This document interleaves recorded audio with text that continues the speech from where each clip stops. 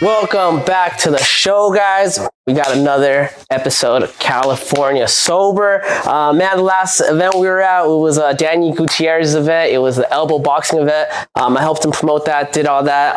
Now we're moving on to WCK, April 25th. This is my first interview for the event. Shout out Hung and Dennis.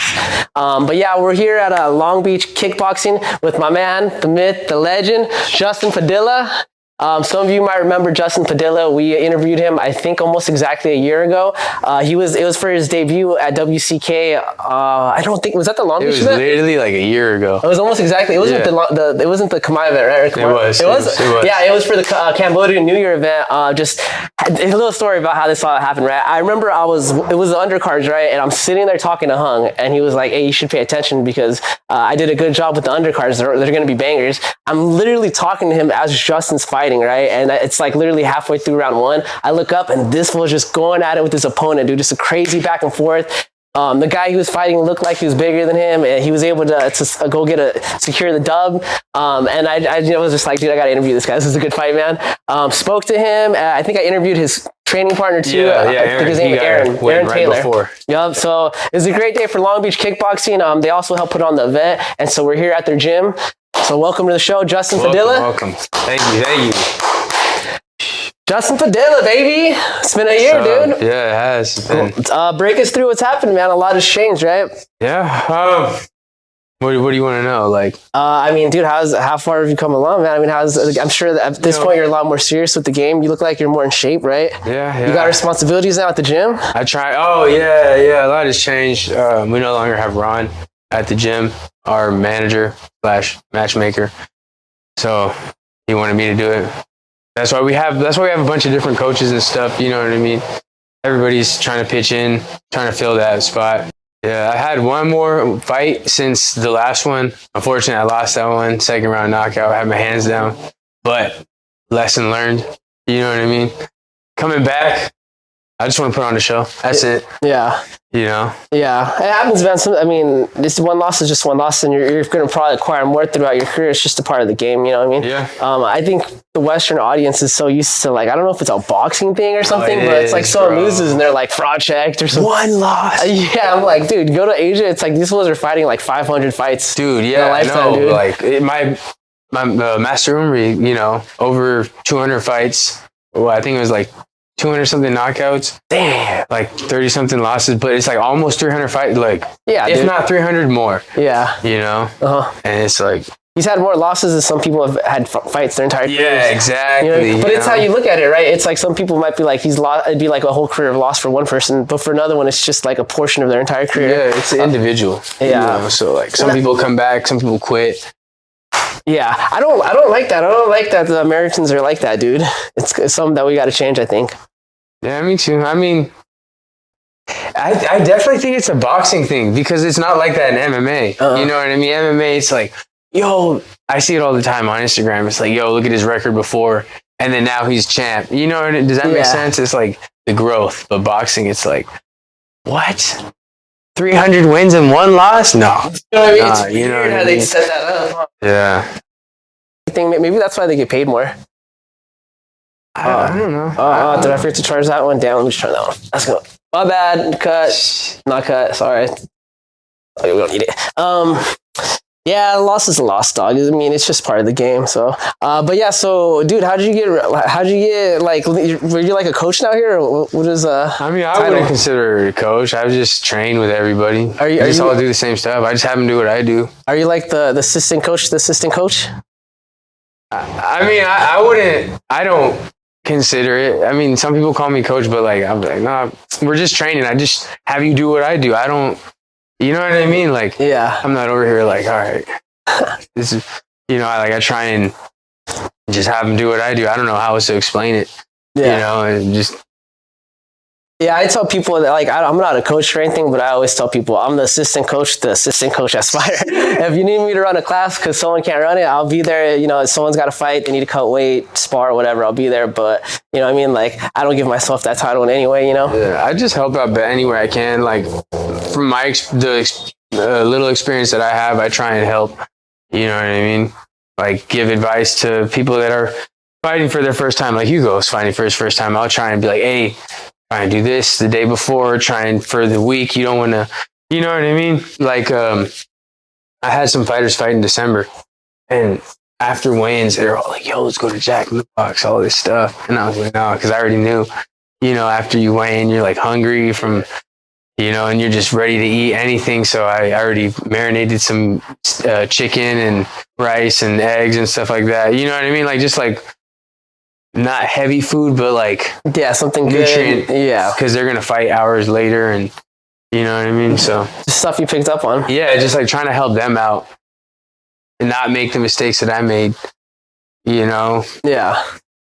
Yeah, that's basically it. I just try and help people out. That's Yeah. it. I mean, dude, honestly, like I said earlier, it looks like you're taking it a lot more serious, because I remember when I saw you earlier today, I was like, you look like you lost weight. And you're like, nah, I'm at the same weight, but you're just more leaner. It's like you're carrying the same weight, but you're less fat, more muscle, you know? Yeah. I gotta cut a few more pounds, but it's nothing, you know? I run every day now.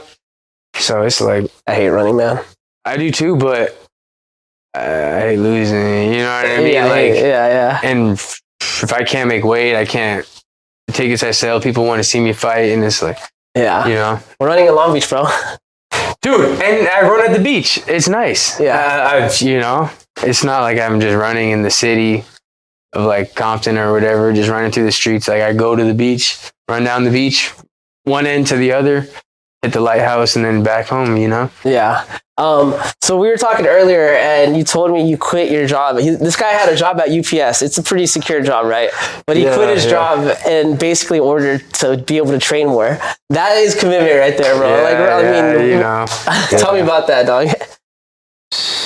It was, you know, I just like when I practice, when I fight, when I spar, or whatever. That's me being able to get whatever I have in my life going on out. Because you get to hit stuff, you know, like before I was fighting, I was extremely fat. I was like 260. Yeah, that's what I'm saying. I would eat my feelings away and stuff like that. Wow. You know? And then I found an outlet, and then, you know, just naturally kept doing it. And I fell in love with it. I was doing it a lot. I was telling you earlier, I used to spar like 4 hours on Sundays because I would work 6 days a week. Yeah. And it was just one day I just tried to cram it all in, you know? Yeah. Yeah, and commitment. Yeah, so and then, my work was just messing with me. Yeah. So when you started here, was that before when you fought at, was it Fade Factory first, or it was Backyard Squabbles first, right? No, okay. So my story, my origin, real story was. Let's hear it. So I'd always I fought in the streets. I wrestled in high school. I would just out wrestle anybody. You know, like a typical. Oh, I wrestled. I don't need to throw hands, whatever. Just that type of mindset. And I during pandemic, I want to get back into fighting or whatever. I went about it the wrong way and went to backyard training during the pandemic when nobody was fighting. So all the active fighters are looking for fights. Yeah. They went to Backyard Squabbles. Shout out Backyard Squabbles. Backyard Squabbles. And they were like, they even asked me, they were like, yo, all we got is this 240, dude. Are you sure? And bro, I used to wrestle heavyweight at 205. I don't care. And they're like, dude, like, unless you're active, you know, you're not going to have that. And I was like 3 years out of it. And, I ended up getting knocked out. Head kick, dude, straight to the face. Boom, viral. By the way, I know, like all my videos go viral, you know what I mean? Like both ends. So good or bad? Yeah, I got knocked out, and then I started training with somebody that did Muay Thai, and then I kind of fell off. And then me and Hugo started working out in the gym. We didn't see any progress, you know, lifting, no cardio. Yeah. Then at the old location we go, fell in love with it, and it's all cardio, you know, and it's fun, de-stressing. Yeah. You know, hit the bag. So was getting knocked out like the motivator to like actually learn the art? Yeah. Kind of. I'm not gonna lie. When I got knocked out the first time, I was like, I don't know, fighting's for me, you know? And then it wasn't until I got really fat that I was like, I live down the street from a kickboxing gym. I just moved here like a few months ago. Maybe I'll try it out. My friend used to go there. Went with my friend, and then I never stopped. Like, I just kept going. That was this gym at the other location? Yeah, it was at the old location. Now it's a homeless shelter. Yeah, I went over there earlier.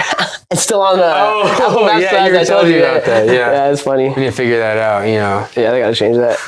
It happens. Old school gym, you know, traditional. Still working the internet. It's all good. You don't figure it out. Dude, his coach is like 81 years old, bro. Yeah. Dude still walks around and moves good. Like, I had a conversation, fully cognitive, kind of doesn't speak English that much, but I was like impressed. Like, damn, 81 years old. That's crazy. That's how you know it's about the culture. You know what I mean? Like, he's staying alive to keep the dream going, right? Yeah. Keep the doors open for you guys. Everybody knows him, and it's crazy because he doesn't.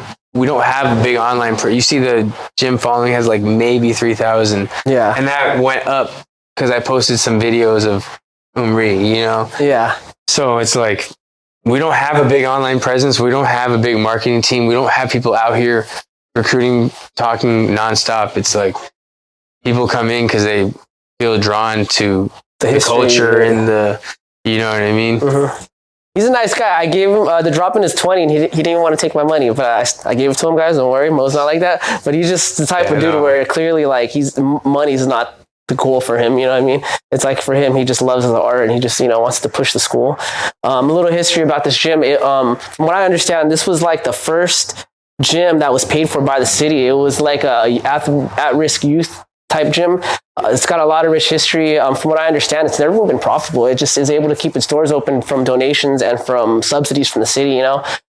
So all you cities out there, invest in your gyms and you'll get less kids on the street. You know? Before I even came to the gym, they had some people come through, you know, and they completely changed their life. Now they family, you know what I mean? Like, so it definitely changes, you know, your perspective on life, and you know.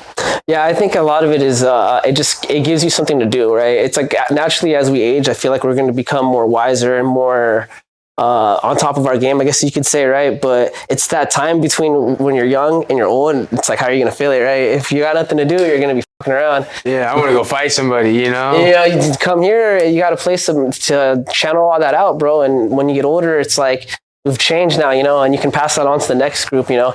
What more could you want? Dude, you need that, punch bro. And kick, knee. You know, you got the elbow pads, you know. Sign the waiver, bro. Dude, you ever have any beef with someone? You're just like, sign the waiver. I'm gonna have a shirt that says, sign the waiver, bro. Yes, sir. That's a good one. That's online people be talking that smack. I'm like, hey, this is my gym. Sign the waiver and let's go, baby. You know? I like that, honestly. Hey, dude, sometimes I'm wrong. Sometimes some dude will, you know, that's fine. I'll own up to that, bro. I'll post it too. I'm not scared. Pull up. A lot of people don't.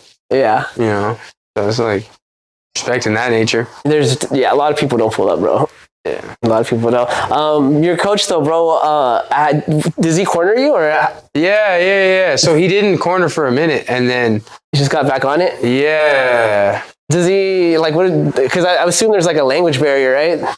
I mean, I understand. You figure it out? Yeah. It's pretty basic. Like, we do the same thing every day. No, like he shows me. He still got it. Like, honestly, he still got it. Yeah. So he just shows me, and I just copy him. Yeah. You know, and then we have other people that do the same exact stuff, has been doing the same exact stuff, and they just teach me, hey, they break it down more English for me. Yeah. You know? Yeah. And then it's just like that, man. It's pretty easy, honestly. Like, it's cool. I like it. Yeah. Because a lot of this knowledge is like lost.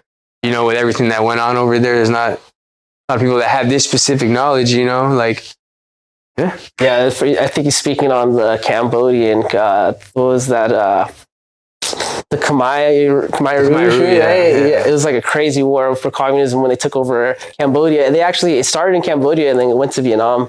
A little history about Southeast Asian countries. But yeah, there's a really good documentary on Netflix about it. I wish I could remember the name of it, but it tells the perspective of a little girl that survived all that. So the story starts when she's running from like the tanks and stuff, all the way to like where she goes to like a homeless shelter and she's finally an adult. It's a really powerful story, you know? Dude, my aunt went through, like, 'cause I have Cambodian cousins, you know? Yeah. So my aunt went through that.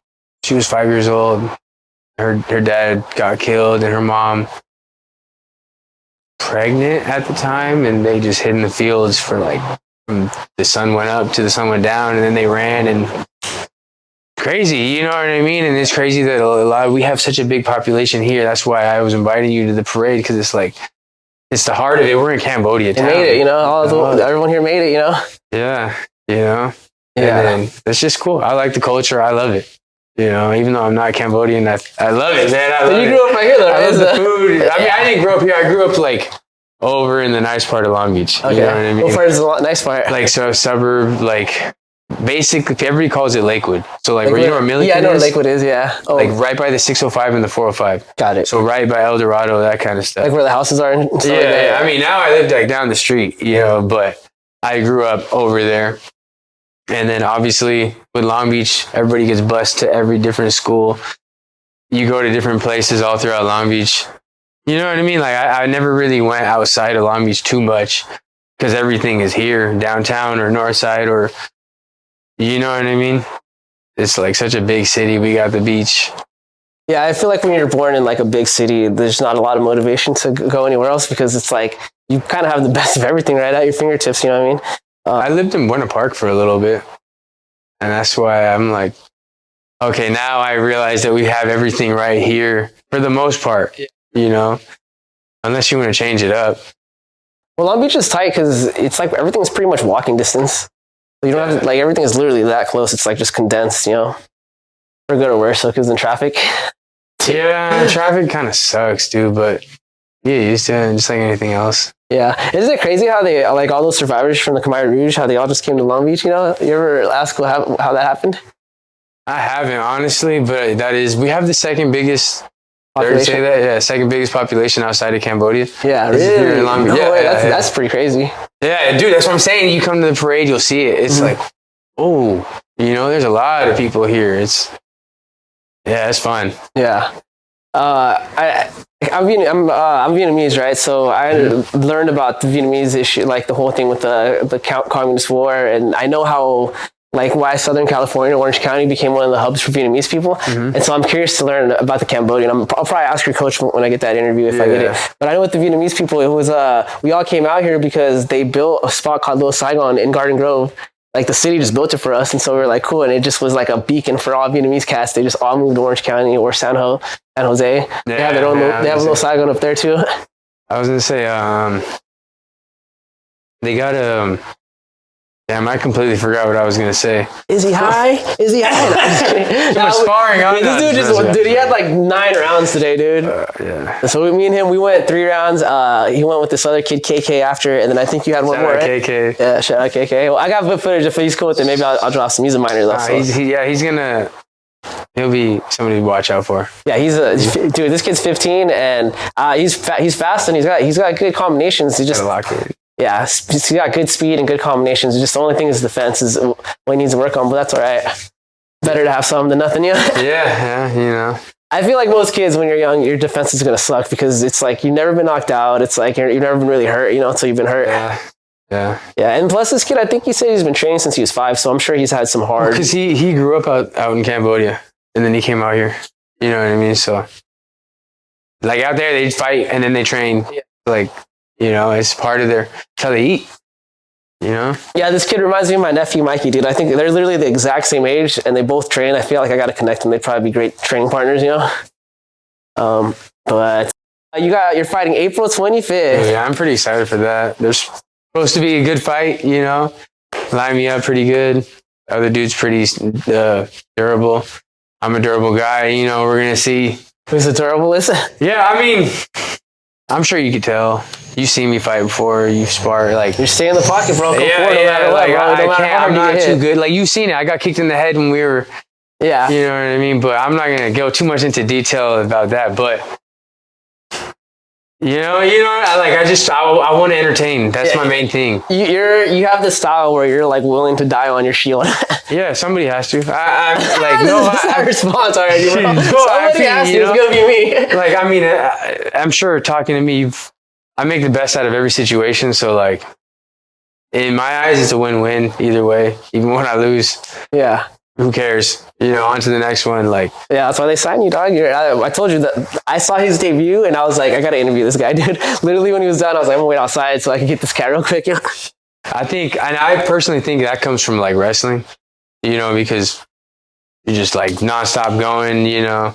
Like, okay, so you know, you have fighters, you've seen people fight, like the week of the fight, chill, bag work only, no sparring.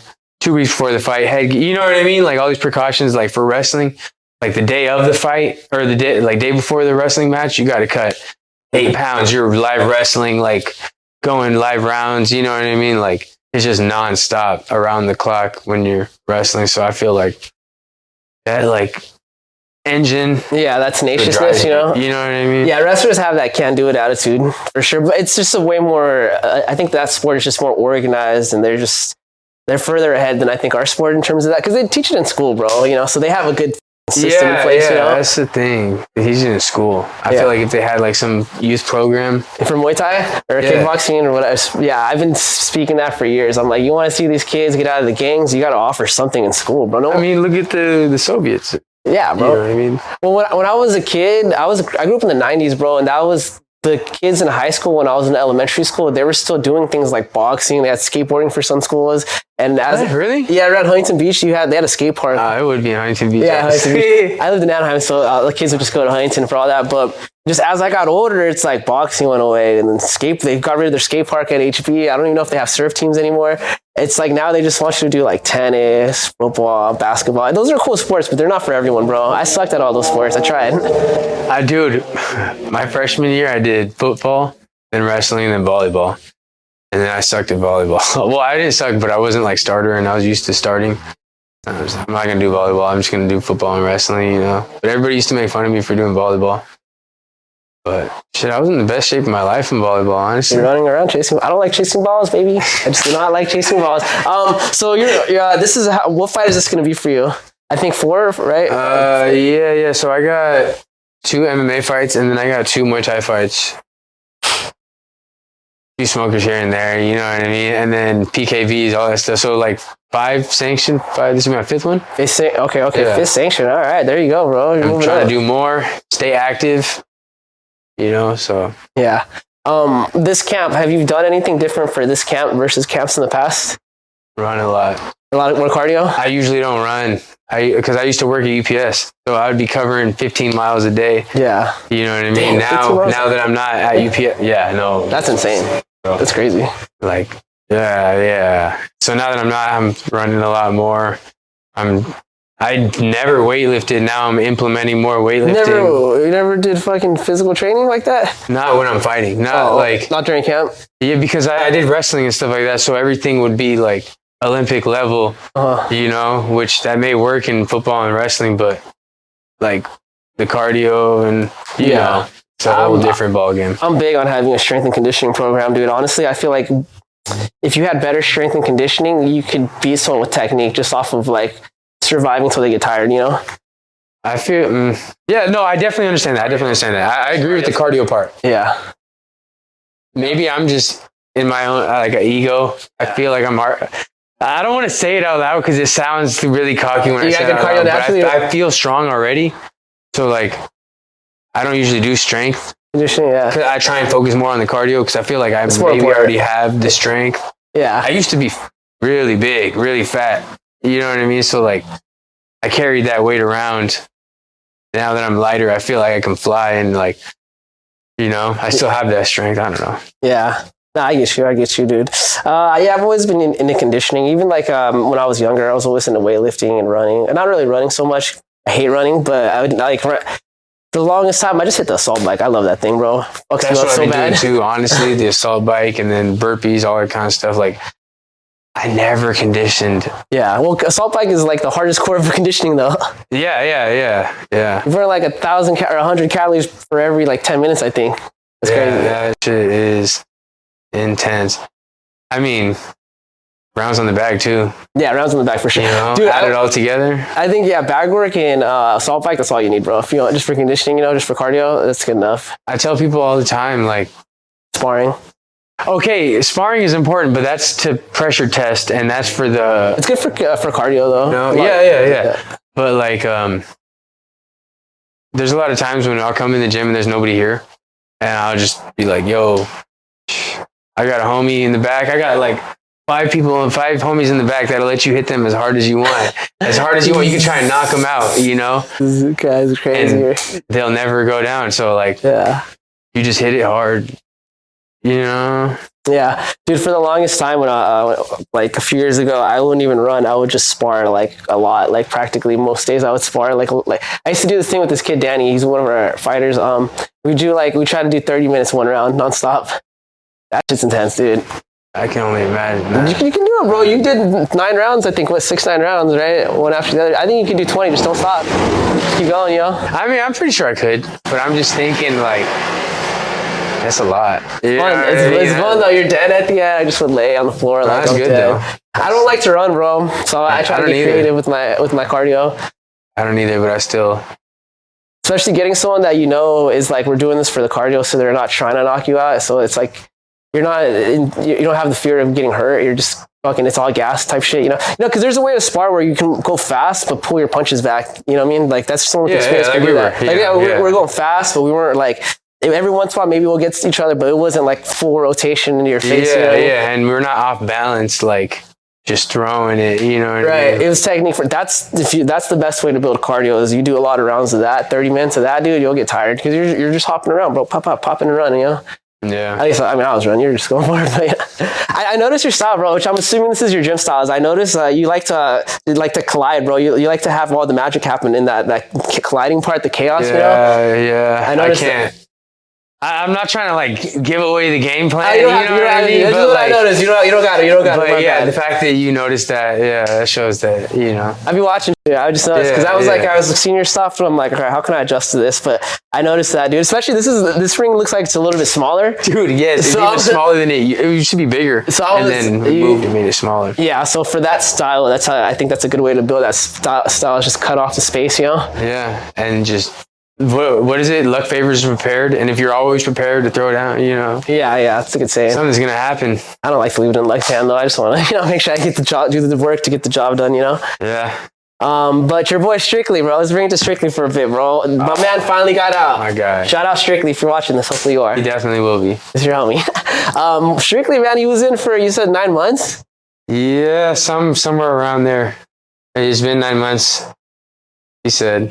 And he for sure was probably counting, so yeah, it's probably 9 months. Yeah, it's around 9 months. Hopefully they treated him good. I think you said your homie said he was in Bakersfield, I think, or something. He was in Kern Valley, in Delano. Not a lot of Asians out there. I've never been, so I don't really know, bro. Honestly, like I don't know. Yeah. You went to go pick him up. How'd that go, bro? Tell me the story on camera, bro. All right. So I went to go pick him up. I didn't have I had expired tags, the police came, gave us a little bit of a hard time, but I was like, whatever. I decided to just donate my car to the police, and it's all good, bro. Like, so this dude, he had a car. It was his car. It was legal. He somehow received a car from his girlfriend's dad. Yeah, we bought it, but Okay, so he paid for it. Medway didn't do the pink slips, and so he purchased the car from his girlfriend's dad, and he never transferred the tags. So, and on top of that, the car was 6 months behind on its tags. So let me just a little thought process. He thought, hey, let me just go to this jail. There was no thought process. That's the thing, dude.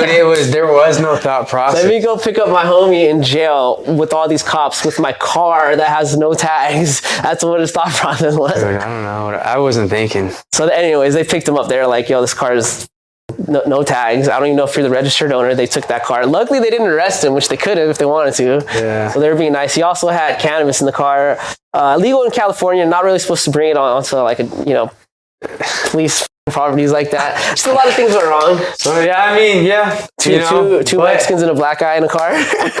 But okay, whatever. Who cares? Shout out K-Mac. The car is in better hands now. All I can do is take it out on my opponent. You know what I mean? Like, yeah. So needless to say, they didn't even get the homie because the cops wanted to be dicks, and they sent him to get released like somewhere 60 miles down the road, and they had no car. So that's already. That's the crazy part. That's really the short version of it, and they're like, there's just so much. Yeah, I mean, I'll get a clip of their whole little walk. And the homie showed me that video of them walking in the desert. But how'd you guys get back? You guys Ubered back or what? I have an amazing girlfriend. She drove out to Bakersfield and picked us up. Wow. While she was on a conference call. Was she mad at you or was she super understanding? She's mad, huh? Well, yeah, but she's like super understanding too. She was. That's what I'm saying, bro. I have an amazing girlfriend, bro. She supports me through my fight. Yeah. Like, I quit my job, bro. You guys live together, I'm assuming, right? Yeah, and she supported me. You know what I mean? Like, as long as the rent's paid. You're trying to get wifed up, dog. Yeah, that's what I'm saying. Shout out Angelica. Shout out Angelica. Which camera? This camera right here? That's yours, but you can look at it. It's those two. That one's not going to show you. No, best girlfriend ever, you know? Loving, supportive. And honestly, that's what everybody needs in the fight, because it's hard to do it by yourself, you know? And I definitely wouldn't be able to. Yeah. Well, I just think in general, if you want to, as a man, dude, if you have that partner, it'll help you a lot. If it's a good partner, right? You have some partners that are fucking like energy vampires that just, you know what I mean? Like, you know, you'll get that chick that doesn't want you to train or go chase your goals because they want to just sit and watch Netflix. Stay away from those if you want to do shit. You know what I mean? Here's the thing. My girlfriend was a little bit like that at first. Then I got knocked out, and then I was like, all right, look, so like, if you want this to happen again, then, you know, we could keep, you know, I'll call off a little bit and not go into practice, whatever. But if you don't want it to happen again, then you'll understand. And she does. I don't, you know. Yeah, well, I'm sure she's also seen the changes. Like, I'm sure you act different now. You're more committed to things in life, you know. Well, she was with me when I was 260, so she obviously sees a physical change. Yeah, which also there's the mental change, right? Like, I feel like now you're more committed to things that you do, right? That's the thing that, for me, martial arts gave me, just the ability to be disciplined, you know? Mm-hmm. It's like what I told you, I don't know if I told you or your homie earlier, but I was like, to me, discipline isn't about being able to say no. Discipline is removing the options to say no. It's like you put yourself in a position to not even want to do something else, right? And I mean, I can only assume your girl sees that and is like, well, this is a man that I could be around, you know, a man I could see a future with, you know? I mean, I can always be better as a person, trying to build myself up, you know? But I do think that I've improved. And martial arts definitely helps with that. Because, like, even when you're in there and you're tired, you can give up, which happens a lot. You know, I'm sure you see it all the time. No, I didn't give up. I just got tired. You know what I mean? Or you can keep going, take that ass whooping, try and work on what you can. You know what I mean? Like, die on your shield. It's the hard parts that make you, you know, pressure tested. That's why it's called pressure. Right. Well, you find out real quick if this is something you really enjoy when it becomes hard to do, right? When it's easy, if something's easy to do, it's like, how do you really have a love for it, or is it just convenient, right? Yeah. Do you want to fight, or do you want to like beat somebody down? Right. Most people want to beat somebody down. There you go. That's a good example right there. Yeah. Like, that was a good clip right there. Clip that. Yeah. Hey, chat, clip that. So who are you? I saw the list of who you're fighting. I can't. Oscar Leal.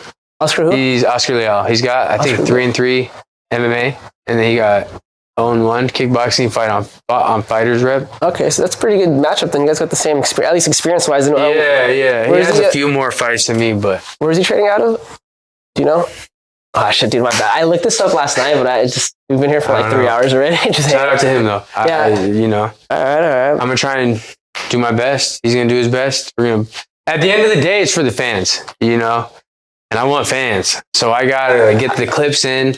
I was supposed to fight on the Fools Gone Wild card. Oh, I do that. The one that the MMA one? Yeah. They had a lineup for me. They're going to pay for my stuff to get, because of my Fate Factory presence. They were like, yo, you know, yeah, you're Mexican too. You know, they call me Juan Strickland. Like, it was just a whole thing, you know, and I was like ready. Hella exposure. They got an opponent that actually knows something. It's not like I'm going to be walloping some bum, you know, and it'll be in front of a good audience. They're with Combat America, right? They're teaming up with Combat America. They were. It got pushed forward or whatever. It fell through. Oh, okay. Long story short, it fell through. I had an opponent. They were giving me a motel for the week, paying for all my fees, medical, physical, all that stuff. I would have gone with you just to film, dude. That'd have been cool. That's what we were going to do, bro. We were excited, you know, and then I'd be like, I'll meet you there. Hey, bro.